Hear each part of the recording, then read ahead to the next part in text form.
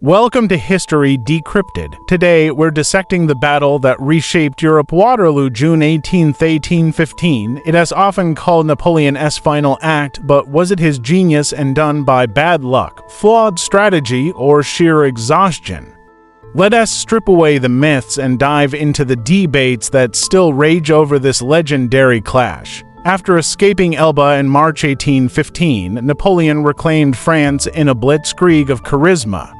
But Europe's powers, meeting at the Congress of Vienna, weren't having it. They formed the Seventh Coalition, mobilizing 700,000 troops to crush him.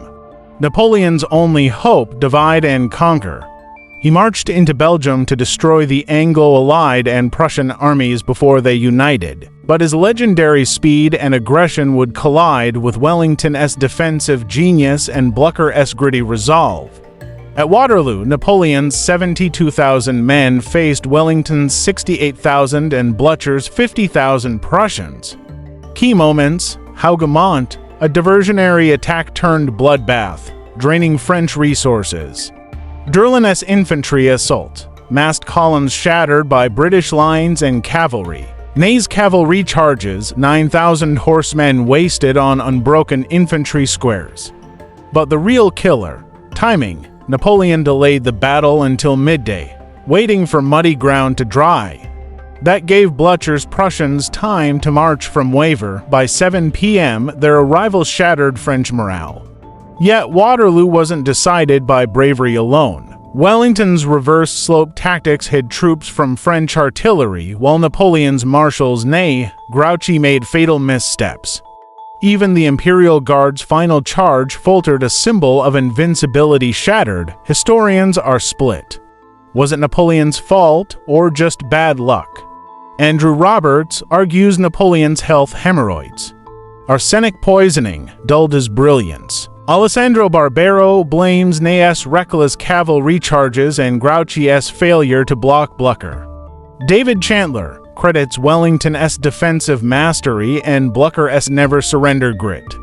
But let's dig deeper. The French army was inexperienced, only 30% were veterans. Meanwhile, Wellington's infamous army was a mosaic of raw recruits, Dutch Belgians, and hardened Peninsular War troops. Did cohesion beat charisma? Waterloo ended 23 years of war. Napoleon was exiled to St. Helena, and the Congress of Vienna redrew Europe's borders to suppress revolution. But the battle's legacy is paradoxical. It birthed the great man theory of history, yet underscored the power of coalitions.